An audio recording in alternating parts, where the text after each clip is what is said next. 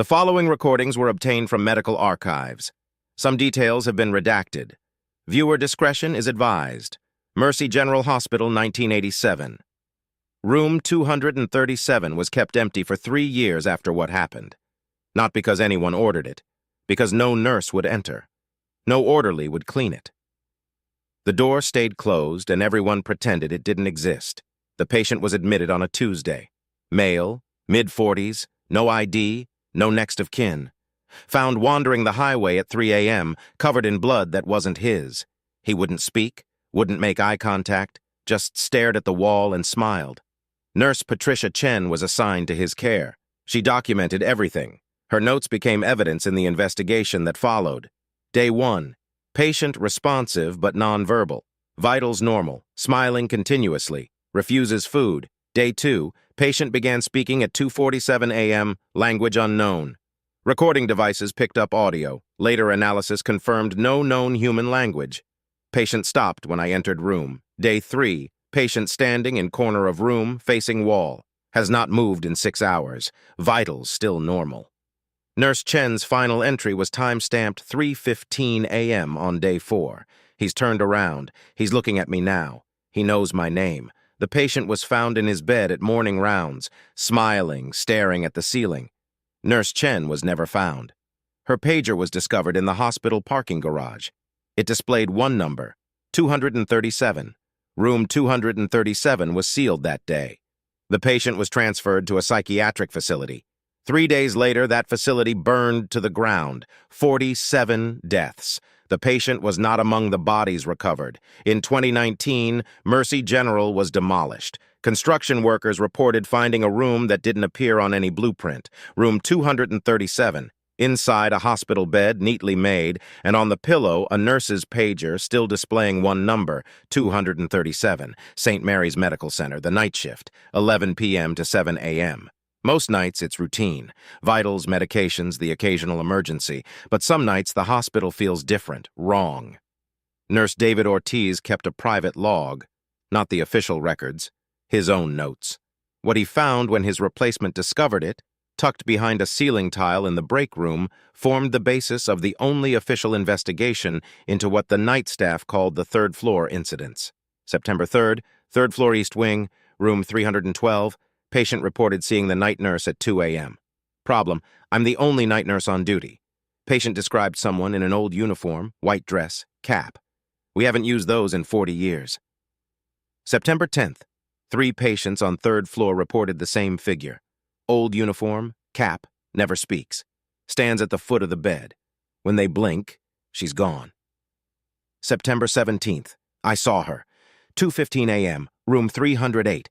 I was checking vitals on Mr. Henderson. Felt someone behind me. Turned around. She was there. White dress, cap, face, wrong. Like it was drawn by someone who'd only heard faces described. She didn't move. I ran. September 24th. Administration says I'm imagining things. Stress of night shift. But I found something. Old newspaper from 1962. Fire at St. Mary S. third floor. 12 patients died. 1 nurse, Margaret Holcomb. She ran back into the building, saved 4 patients, died trying to save a 5th. October 1st, she's saving them. That's what she's doing. The patients who see her, they recover against all odds. Terminal diagnoses reversed. But the ones she doesn't visit. David Ortiz's log ended on October 8th. His final entry. She visited me last night, stood at the foot of my bed. I don't work here anymore. I don't even live in this state. But she found me. She smiled. And I understood. I'm not going to get better. David Ortiz died on October 15th.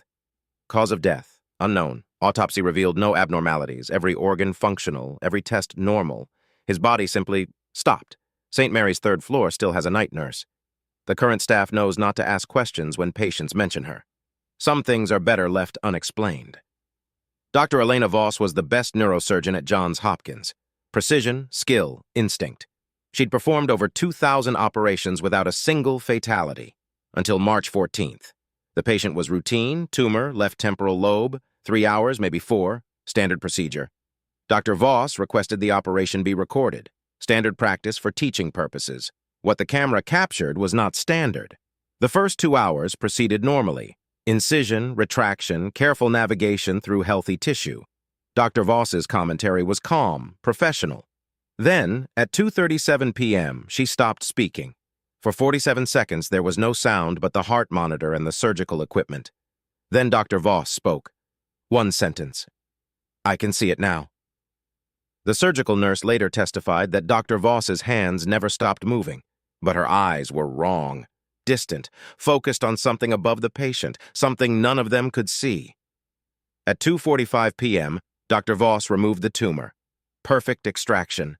Textbook. But she didn't close. She kept the cranium open, and she reached inside.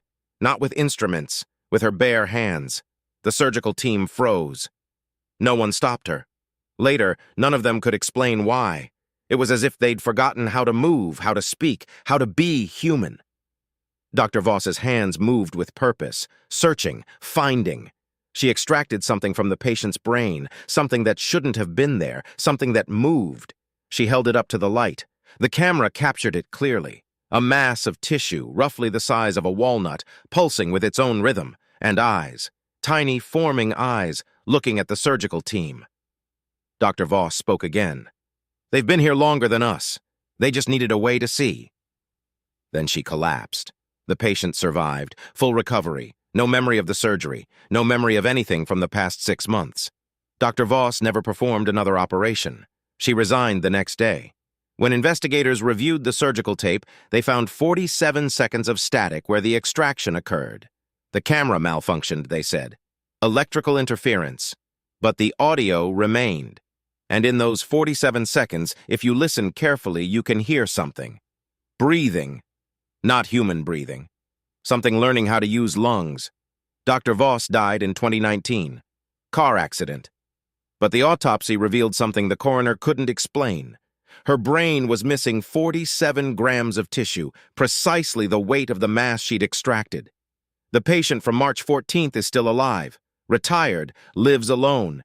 Neighbors report he sits by the window at night staring at the sky, smiling. Sometimes they say his eyes catch the light wrong, like they're adjusting to something, learning to see. These stories were compiled from medical records, witness testimony, and archived documentation.